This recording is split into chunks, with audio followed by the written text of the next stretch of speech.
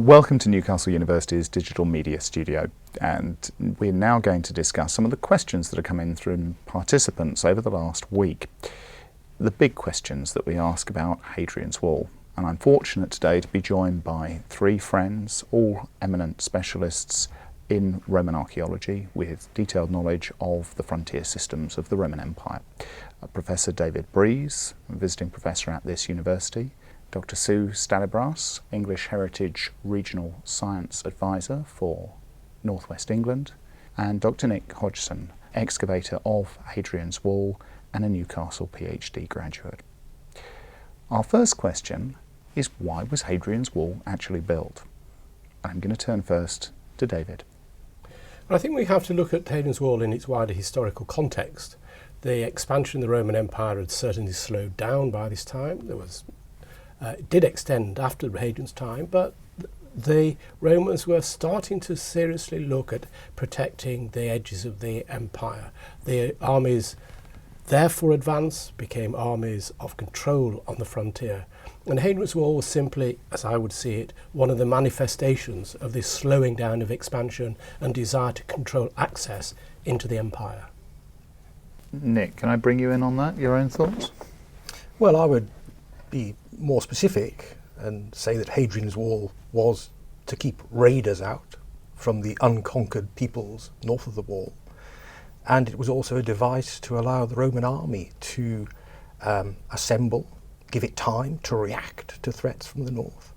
And it was many other things as well, a great statement of Roman glory and an intimidating monument to put in front of the unconquered people north of the wall. Right. And taking these ideas forward, various perspectives on how the wall can be used, obviously not necessarily one excluding the other. Sue, how can we bring in the environmental perspective on this? So what does the landscape 2,000 years ago in northern Britain have to tell us really about why the wall is where it is? In a way, it's in the wrong place. Topographically, it's a stunning location, and I suspect that it's where it is because of the way the campaign was going at the time of the major push to the north. But if you look at the landscape north and south of Hadrian's Wall, it's really rather arbitrary. So I think it was there for military purposes rather than as an obvious diagnostic division of the landscape itself. So from various different perspectives, we're seeing a strongly top-down aspect to the initial location of the wall. And that top-down aspect reminds us, of course, of the personality of Hadrian as part of that scheme. Thank you. So one of the other questions that's come through is Hadrian's Wall is obviously a long-lived monument, even in the Roman period, 300 years, in fact, or so of active life in the Roman period. So why? Why is this line maintained for such a long period? Sue, what are your thoughts on this?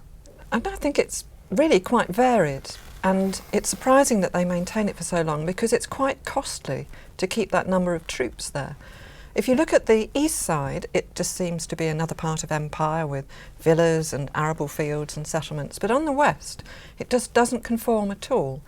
And I have a suspicion that what they're after here is special mineral wealth that is rare within the empire as a whole, but can be found in the uplands of the north and the west. So this continues to draw the Romans to this location, to maintaining this location. It's a very valuable resource and it's only sparsely located, so you have to hang on to it where it is. Thank you. David? Well, I agree with Sue that landscape is really very important, but I would put Hadrian's Wall in its military landscape.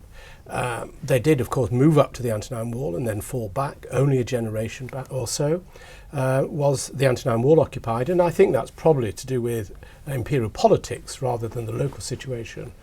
But from the end of the 2nd century, there were outpost forts both to the west and to the north of Hadrian's Wall. So the frontier was coming more or less up to the Cheviots. There were even outpost forts north of the Cheviots in the Tweed Valley.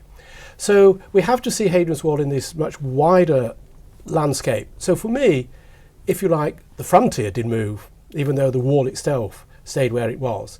And because the frontier was further north, this affected how Hadrian's Wall was used itself. Thank you. And Nick, what about your thoughts on this one? Well, all I'd add to that is that north of the Wall, and indeed north of the Cheviots in Scotland, the people living there didn't go away after Hadrian's Wall was built, and in fact new political groupings emerged, and they had a complex relationship with the Roman Empire. They accepted payments from the Roman Empire. They also raided it, and Hadrian's Wall was a means of managing that threat from beyond the frontier throughout its entire existence. So we have a situation where we have an infrastructure which is nonetheless sufficiently flexible to allow the Romans to access resources and address threats, both real and perceived.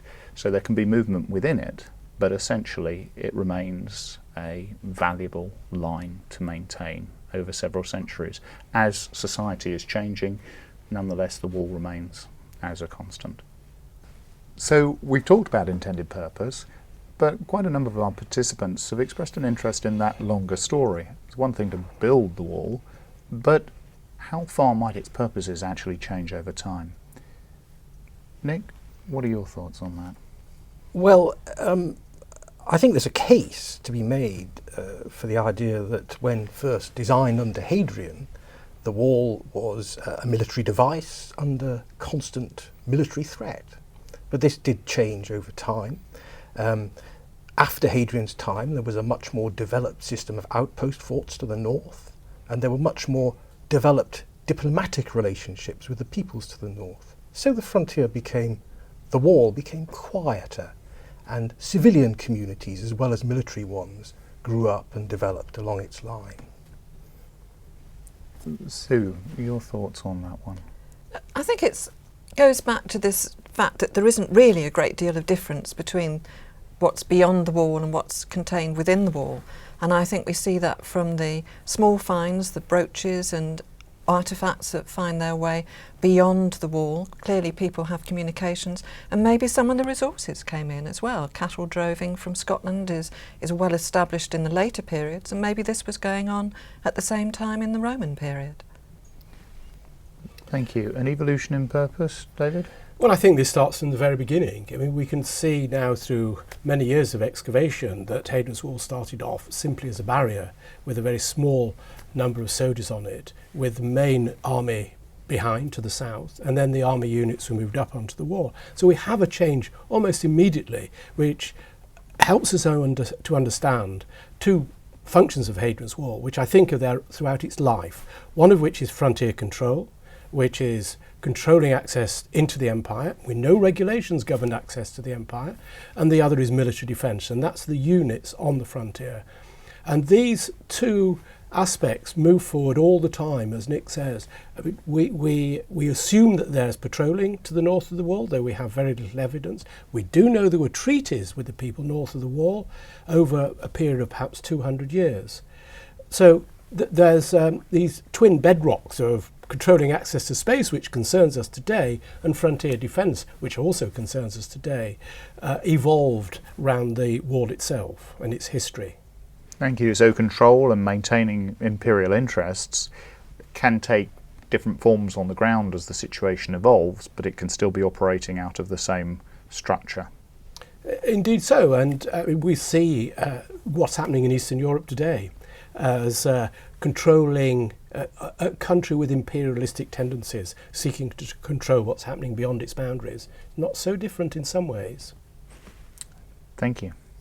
And our last question is from participants wanting to know what piece of evidence might we seek, might we desire to address the big questions about the purpose and function of Hadrian's Wall. So I'm going to start off with David. Any longings for a particular kind of data that you think would help us with advance our understanding? I think whatever form of new data we find, is it's open to interpretation. So Nick and I have discussed for many years how we interpret Hadrian's Wall, and we still disagree on how we interpret the archaeological evidence. So we find something archaeologically new, and we would still be arguing about it. We find a new Vindolanda writing tablet which, let us say, purports to tell us what the function of Hadrian's Wall is. Would we believe it? Or would it just, we might argue, be a fancy idea written by somebody at the time? Would it be a politically minded person who wrote down what he thought was the purpose of the wall? That would be open to interpretation. So I think this is a really difficult problem for us. Thank you. Sue? I'm very interested in what happened to the people who were living in the frontier region. It was a state of flux, although the monument itself seems very fixed. The troops were moving around a lot, and the forts were being built, being demolished. The people living in the extramural settlements adjacent to the forts were dependent on them in many ways, either emotionally as family or economically. So how were they affected as the troops moved around? Did they move with the troops? Were they self-sufficient, or did they have to go back to a rural life and get life from the land? It's something I think we're remarkably ignorant about. So it's an important question, but is there a particular kind or type of evidence that you think would allow you to address that question? I think we need to investigate the extramural settlements. They've been overlooked while we looked at the military remains. Thank you. Nick? Well, a rather different perspective, because I would say that in recent times there has been relatively little excavation work on the mile castles, the turrets, and the structure of the wall itself, as opposed to its forts. And this could be a rich source of new information about the wall's function. Only 14 years ago, here on Tyneside, a hitherto unsuspected system of defensive obstacles was discovered in the space between the wall and its ditch. We still don't know how far they extend west along the wall, but they immediately have potential to tell us more of the wall's function. And I think that is an important area of investigation for the future. So excavation, excavation, excavation. An unusual answer from an archaeologist there, but of course that's one that many of us will have a great deal of sympathy for, because after all, only a fraction of Hadrian's Wall has really been excavated. But our speakers have brought together several different and complementary points here. The need for more evidence, but also the need to understand the context of that evidence is vital, and the need to frame any further investigations against key questions, the things that we need to look more into, the things that perhaps we overlooked in the past. Thank you all very much.